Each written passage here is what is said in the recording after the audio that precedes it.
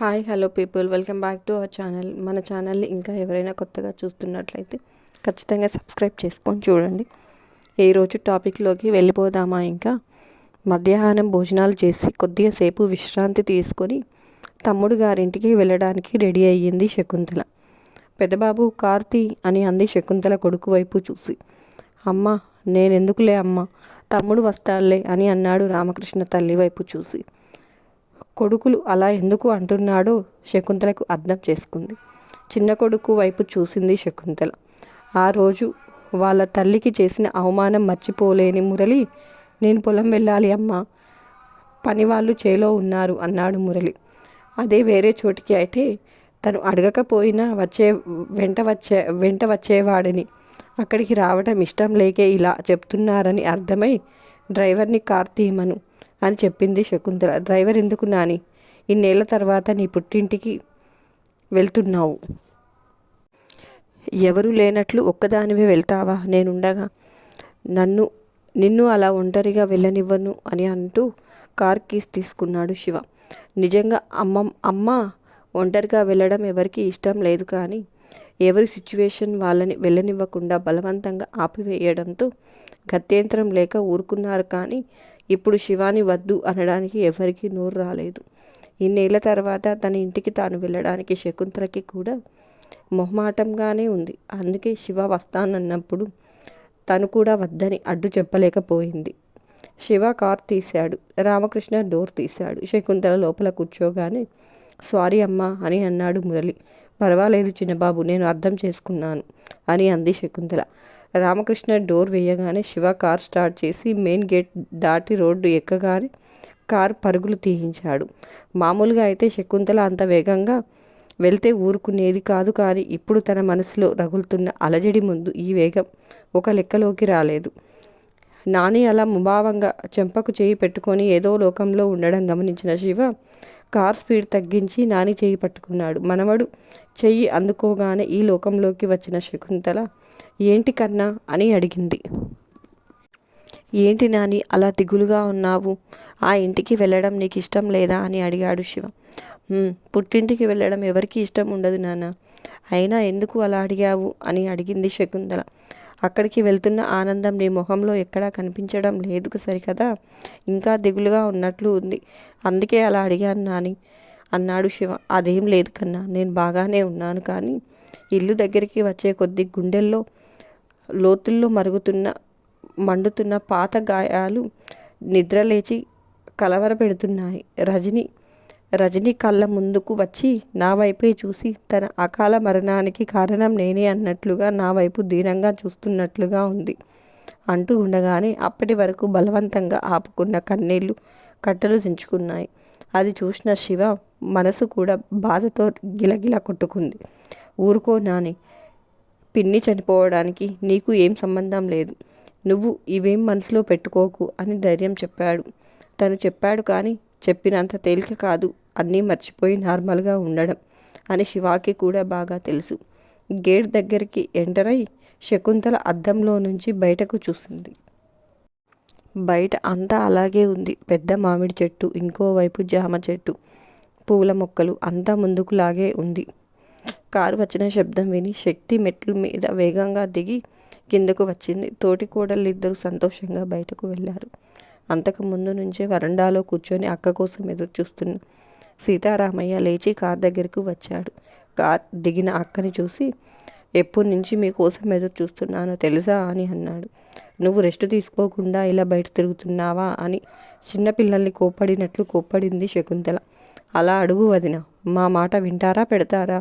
మీ తమ్ముడు పడుకోండి అలా తిరగకండి అంటే నేనేమన్నా రోగిష్టి వాడినా మంచానికి అతుక్కొని పడుకోవడానికి అంటూ నా మీద ఇంతెత్తున లేస్తున్నారు అని అంది. అప్పుడే అక్కడికి వచ్చిన తులసి ఆయన మీద కంప్లైంట్ చేస్తున్నట్లు. మళ్ళీ పడుకోమన్నావంటే బాగోదు తులసి అన్నాడు సీతారామయ్య. బాగోకపోతే ఏం చేస్తారండి అని అరిచింది తులసి. ఇద్దరు మాట అనుకోవడం చూసి, వామ్మో, మా ఇంటికి ఏదో అయ్యింది. ఆది దంపతుల్లా ఉండే అత్తయ్య మామయ్య కట్ల కుక్కల్లాగా డి అంటే అంటున్నారేంటి, విడ్డూరం కాకపోతే అని అనుకుంటుంది వసుంధర మనసులో. ఇంతలో వసుంధర కళ్ళు శివ మీద పడ్డాయి. అమ్మో, ఈ కంత్రి అల్లుడు నిన్న వెళ్ళినట్లే వెళ్ళి మళ్ళీ వచ్చేసాడుగా. చంపేయండిరా, నన్ను చంపేయండి, ఆలస్యం ఎందుకు, ఇంకా మొదలు పెట్టండి నాకు బీపీ తెప్పించడం అని తిట్టుకుంటూ తల పక్కకు తిప్పేసరికి వెనుక శక్తి హాయ్ అంటూ శివకి చెయ్యి ఊపుతుంది. అది చూసిన శివ కూడా చాటుగా చెయ్యి ఊపుతూ కళ్ళు తిప్పుతూ నాని వైపు చూపించి తీసుకువచ్చాను చూడు, నీకు సంతోషమేనా అన్నట్లుగా సైగ చేశాడు. చాలా చాలా సంతోషం. ఎంత అంటే ఇంత అంటూ 2 చేతులు దూరంగా చాపి చూపిస్తుంది. అది చూసి సంతోషంగా నవ్వుతూ మరి ఇంత సంతోషానికి కారణమైన తనకేమిస్తావు అన్నట్లుగా సైగ చేశాడు శివ. దానికి నవ్వుతూ పెదాల మీద చూపుడు వేలు మధ్య వేలు పెట్టుకొని ఉమ్మ అంటూ ఫ్లయింగ్ కిస్ ఇచ్చింది శక్తి. వీళ్ళిద్దరినే మార్చి మార్చి తలకి స్క్రూ లూజ్ అయినట్లుగా గిరాగిరా తిప్పి చూస్తున్న వసుంధరకి మెంటలెక్కిపోయింది. వామ్మో, వీళ్ళు వచ్చి రాగానే గ్యాప్ లేకుండా మొదలెట్టేశారుగా. నిన్న అన్ని తిట్లు తిట్టినా సిగ్గులేదు అని తిడుతూ ఈరోజు తమ్ముడి తోకను తీసుకురాలేదేంటి, వాడొస్తే ఇంకో ముచ్చట చూడాల్సి వచ్చేదేమో. ఇక్కడికి ఎందుకు, పాపం బిడ్డ నా మీద కొద్దిగా దయ చూపించాడు అనుకుంది మనసులో. అయినా నీకు ఈ మధ్య ఎడ్డమంటే తెడ్డమనడం బాగా అలవాటైపోయింది. పెద్దవాళ్ళు అంటే గౌరవం లేకుండా పోయింది. మా అక్క వచ్చి ఎంతసేపు అయితే ఇంట్లోకి తీసుకువెళ్లకుండా గుమ్మంలోనే నిలబెట్టి నా ముందే చాడీలు చెప్తావా అని అన్నాడు సీతారామయ్య కోపంగా. అయ్యో నా మతిమరుపు మండ, మీరు చేసే ఘనకార్యానికి నాకు మైండ్ చేసి సస్తేగా అని అంటూ నువ్వు లోపలికి రావదినా, ఇది రోజు ఉండే తంతేలే గాని అంటూ శకుంతలను చేయి పట్టుకుని లోపలికి తీసుకువెళ్ళబోతూ ఉండగా అప్పుడే బయట నుంచి వచ్చారు రామ్మోహన్ రావు వాళ్ళు. అక్క వచ్చేసావా, పక్కనే పనుంటే వెళ్ళాను, మీరు వచ్చేలోపు త్వరగా వచ్చేద్దాం అనుకున్నాను కానీ ఆలస్యం అయిపోయింది అంటూ దగ్గరికి వచ్చాడు రామ్మోహన్ రావు. మరిది రావటంతో కొంచెం పక్కకి జరిగింది తులసి. పర్వాలేదులే తమ్ముడు, పనులు అన్నాక టైంకి అవ్వవు, కొంచెం అటు ఇటుగా అవుతాయి అని అంది శకుంతల. ఏంటి ఇక్కడే నిలబెట్టారు, పదండి లోపలికి అంటూ ఒక్కొక్క అడుగు ముందుకు వేశాడు. అంతలో శక్తి ఎదురుగా వచ్చి అమ్మమ్మ కాళ్ళకు నమస్కారం చేసింది. శకుంతల సంతోషంగా సుమంగళి భవ, చల్లగా ఉండు నాన్న అని అంది తల మీద చెయ్యి వేసి నెమురుతూ. ఆ మాట వినగానే అదేంటక్క, ఎంత నీకు కాబోయే కోడలు అయితే మాత్రం పెళ్లి కాకుండానే అలా దీవించావు అని నవ్వాడు సీతారామయ్య. ఆ మాట వినగానే శకుంతల వెంటనే తేరుకొని అవును కదా, ఇందాకటి నుంచి మీ గోల విని నాకు కూడా మైండ్ పోయింది అని కవర్ చేసుకుంటుంది. ఇంతలో రామ్మోహన్ రావు కల్పించుకొని అన్నీ ఇక్కడే మాట్లాడేసుకుంటారా, లోపలికి వెళ్దామనేది ఉందా లేదా అని అడిగాడు. దాంతో అందరూ కదిలి లోపలికి వెళ్ళడానికి సిద్ధమయ్యారు. శకుంతల కళ్ళు దూరం నుంచే లోపలికి చూడడం మొదలుపెట్టాయి. గుండె సంతోషానికి దుఃఖానికి మధ్య ఊగిసలాడుతుంది. అలా లోపలికి చూస్తూ ఒక్కొక్క అడుగు వేస్తూ ముందున్న తాతల నాటి పెద్ద గడపని చూసుకోకుండా అడుగు వేసేసరికి కాలు గడపకి తూలి ముందుకు పడబోయింది. అంతే, ఒక్కసారిగా సీతారామయ్య, రామ్మోహన్ రావు అక్క అంటూ చెరో భుజాన్ని పట్టుకున్నారు. తమ్ముళ్ళు పట్టుకోవటంతో ముందుకు పడకుండా నిలబడి అయ్యో గడప చూసుకోలేదు అంటూ వంగి కళ్ళకు అద్దుకుని చెంపలు వేసుకుంది శకుంతల. నాకు జాగ్రత్త అంటావు, ఇప్పుడు చూడు నువ్వు పడేదానివి అంటూ అలాగే అక్కను వదలకుండా లోపలికి తీసుకువెళ్ళారు ఇద్దరు తమ్ముళ్ళు. అది చూసిన శివాకి ఆ రోజు రాత్రి మేడపైన నాని చెప్పిన మాటలు గుర్తుకు వచ్చాయి. బాధలోనే అన్నా కానీ నానిని చిన్న తాతయ్య చాలా చాలా మాటలు అన్నారు. తమ్ముడు అలా అంటున్నా అన్నీ వింటూ పెద్ద తాతయ్య గారు కూడా మౌనంగా ఉన్నారు. అంటే ఆ సమయంలో ఆయన ఒకటే నిరోమయంలో ఉన్నారనుకో. ఆ భరించలేని బాధలో ఆయన ఇవన్నీ పట్టించుకోలేదని సరిపెట్టుకున్నా నిజంగా తనకి కూడా మనసులో అలాంటి ఉద్దేశమే లేకపోతే ఆ బాధ నుంచి కొద్దిగా తేరుకున్న తర్వాత అయినా నాని కోసం వచ్చి ఉండేవారు. కానీ అలా రాలేదు. అంటే ఆయన కూడా జరిగిన దానికి నానినే దోషి చేసి తనతో ఉన్న అన్ని సంబంధాలను తెంచుకున్నారు. మా నాని ఆనకట్ట లాంటిది, ఎన్ని తుఫాన్లు వరదలు వచ్చినా తను పడదు, తన వాళ్ళని పడనివ్వదు అని అనుకుంటూ కొద్దిగా భావోద్వేగానికి గురై తల పక్కకు తిప్పుకున్నాడు. ఇల్లంతా కలయ చూస్తున్న శకుంతలను చూసి ఏంటక్క, నువ్వు కూడా నాలాగే ఎన్నో సంవత్సరాలకి ఇంటికి వచ్చినట్లు అలా చూస్తున్నావు దెబ్బ తగిలి హాస్పిటల్ నుంచి ఇంటికి వచ్చాక నేను కూడా ఇలాగే చూశాను తెలుసా అని అన్నాడు సీతారామయ్య. తనలా చూస్తే తమ్ముడికి ఆ అనుమానం వస్తుందని నార్మల్గా చూడడానికి ప్రయత్నిస్తూ, ఏమే జానకి, వచ్చి ఎంతసేపు అయితే నా మొహాన టీ కాఫీలు లేవు సరికదా, కనీసం మంచినీళ్ళు కూడా ఇచ్చిన పాపాన పోలేదు అని అంటూ హాల్లో నడి మధ్యన ఉన్న ఉయ్యాల బల్ల మీద ఎక్కి కూర్చొని మరదల్ని గదిమింది శకుంతల. అయ్యో రామయ్య తండ్రి, మీరు వచ్చిన సంతోషంలో అన్నీ మర్చిపోయాను వదిన. మీకు ఇష్టమని నేనే స్వయంగా గారెలు వండి పాయసం చేశాను అంటూ హడావిడిగా కిచెన్లోకి పరిగెత్తింది జానకమ్మ. రోజు తనకి ఆర్డర్లు వేసే అత్తగారు ఈరోజు వదిన రాగానే 16 ఏళ్ల పడుచు పిల్లలాగా పరుగులు తీస్తుంటే వసుంధర మిడిగుడ్లేసుకొని చూస్తూ నిలబడింది. ఉయ్యాలలో టీవీగా కూర్చొని దర్జాగా ఊగుతున్న శకుంతలను చూడగానే ఆ రోజు మంత్రి మెడ మీద కత్తి పెట్టిన దృశ్యం టీవీలో చూసింది గుర్తుకు తెచ్చుకొని, వామ్మో, పెద్దమ్మ గారి దగ్గర కాస్త ఒళ్ళు దగ్గర పెట్టుకొని ఉండాలి. నేను ఏడుకుండలవాడ, నేను ఏ తప్పులు చేయకుండా నన్ను నువ్వే కాపాడాలి స్వామి అని ప్రార్థించింది వసుంధర. వదినని అలా చూడగానే తులసికి ఏవేవో గుర్తుకు వచ్చాయి. ఇంటికి ఇంటీరియర్ డెకరేషన్ చేస్తున్నప్పుడు డిజైనర్ ఆ ఉయ్యాల బల్లని తీసేయాలని చెప్పగానే సీతారామయ్య, రామ్మోహన్ రావు ఇద్దరూ అతని మీద విరుచుకు పడిపోయారు. ఆ బల్ల తీయడానికి అని ఇంకోసారి అంటే అతని కాంట్రాక్ట్ క్యాన్సిల్ చేస్తామని కూడా చెప్పారు. వాళ్ళు అంతగా ఎందుకు రియాక్ట్ అయ్యారో అతగాడికి అర్థం కాలేదు. కానీ జానకికి తనకి అప్పుడే అర్థమయ్యింది. ఆ బల్ల మీద మామయ్య గారు ఊగేవారు. ఆయన పక్కనే వదిన గారు కూర్చొని ఉండేవారు. సోఫాలు ఉన్న వాళ్ళు మాత్రం ఆ బల్ల మీదని కూర్చోవటం, పడుకోవటం చేసేవాళ్ళు. వాళ్ళ జ్ఞాపకంగానే దాన్ని తీయడానికి వీల్లేదు అన్నారని వారికి తెలుసు. జానకి గారెల ప్లేటు ఇస్తూ, వదిన ముందు ఈ తీపి నోట్లో వేసుకో అంటూ పాయసం స్పూన్ తనే స్వయంగా నోటికి అందించింది. శకుంతల ముందుగా తీపి తిని తర్వాత గారెలు తింది. సాయంత్రం జ్యూస్ తీసుకుని సుహాన గదిలోకి వెళ్ళింది గిరిజ. ఫోన్ కొట్టేసి ఏం ఎరగనట్లు అమాయకంగా బెడ్ మీద కూర్చున్న సుహానని చూసి జ్యూస్ గ్లాస్ ఇచ్చి, అత్తయ్య గారు నిన్ను గుమ్మం దాటొద్దు అన్నారు, కానీ బెడ్రూమ్ దాటి రావద్దు అనలేదు.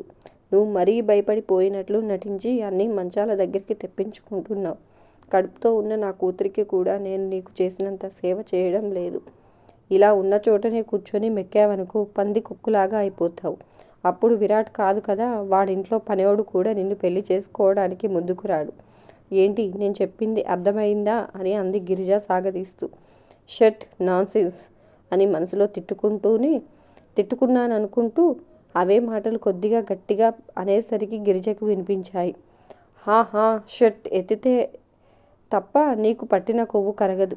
రేపటి నుంచి అత్తయ్య గారి దగ్గర పర్మిషన్ తీసుకొని నిన్ను చావిడి దగ్గరకు కొట్టుకుపోయి గేదెల దగ్గర పేడెత్తీయాలి. అప్పుడే మెదడులో ఉన్న పురుగులు అన్నీ పోయి చక్కగా అవుతావు అని అంది గిరిజ వెటకారంగా.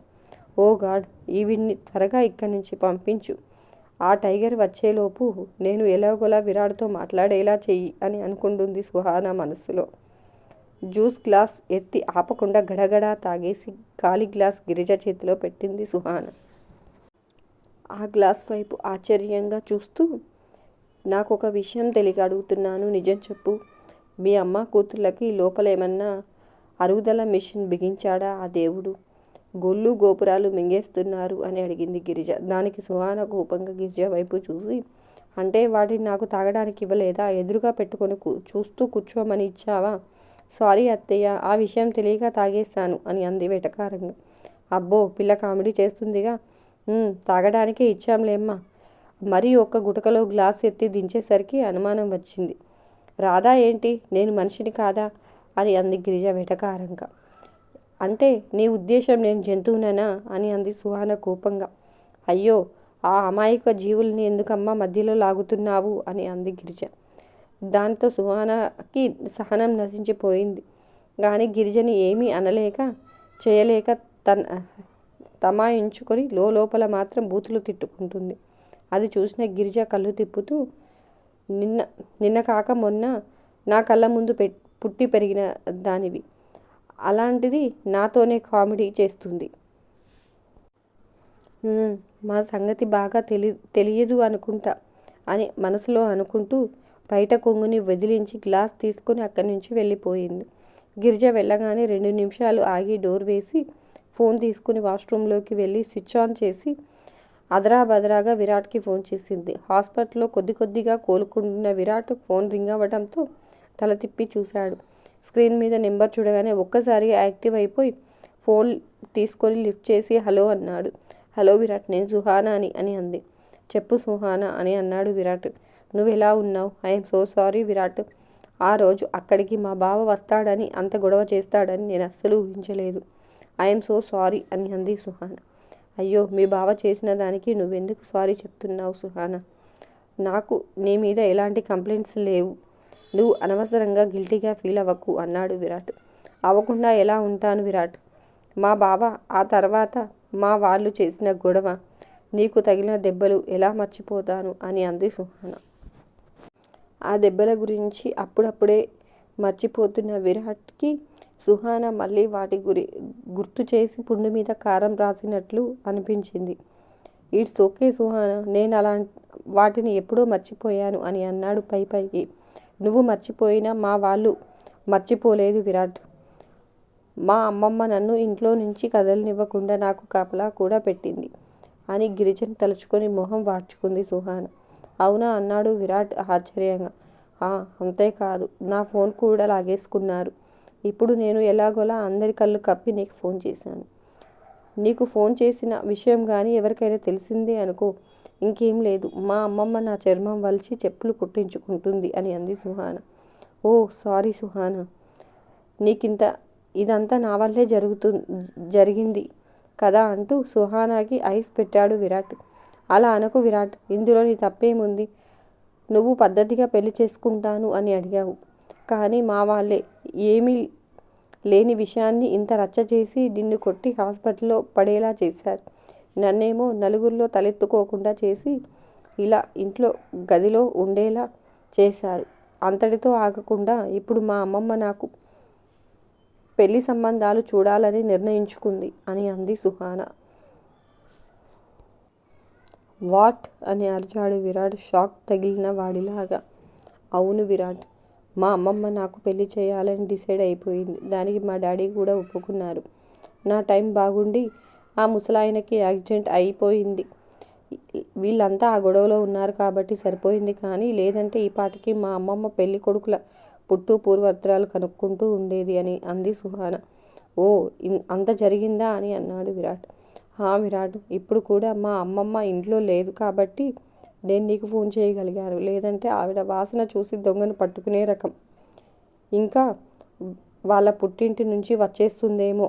నీ ఆరోగ్యం జాగ్రత్త, ఇంకా ఉంటాను అని బాయ్ చెప్పి ఫోన్ పెట్టేలోపు, వెయిట్, మీ అమ్మమ్మ వాళ్ళ పుట్టింటికి వెళ్ళిందా? ఎప్పుడు, ఎందుకు వెళ్ళింది అని అడిగారు విరాట్ ఆతృతంగా. చాలాసేపు అయింది వెళ్ళి. ఎందుకు వెళ్ళిందో నాకు తెలీదు.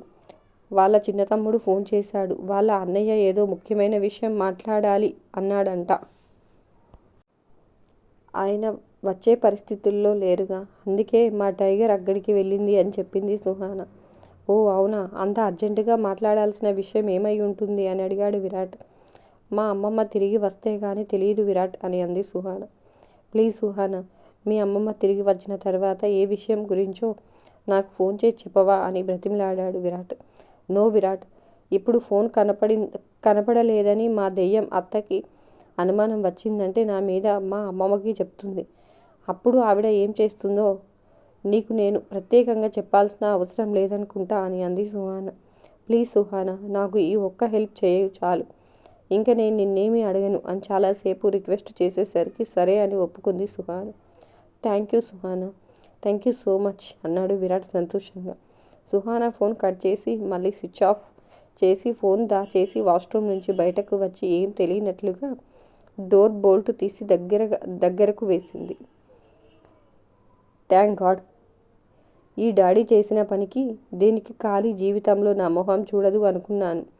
కానీ ఇది ఇంట్లో వాళ్ళ మీద ఏ రకంగా ద్వేషం పెంచుకుంది అంటే, ఇంత చేసిన మమ్మల్ని గురించి ఒక్క మాట కూడా అనడం లేదు సరికదా.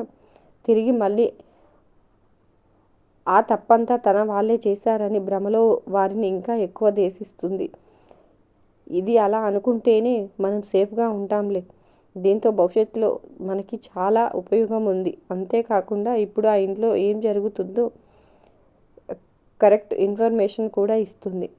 అయినా ఈ పెద్ద అయిన వెంటనే మాట్లాడాలి అని పిలిచే అంత ముఖ్యమైన విషయం ఏమై ఉంటుందమ్మా అని అంతేనండి ఈ రోజుకి ఈ వీడియో. మరొక మంచి టాపిక్తో మళ్ళీ మీ ముందుకు వస్తాను. అంతవరకు ఉంటాను. Bye bye. వెళ్తూ చిన్న లైక్ చేయడం మాత్రం అస్సలు మర్చిపోకండి.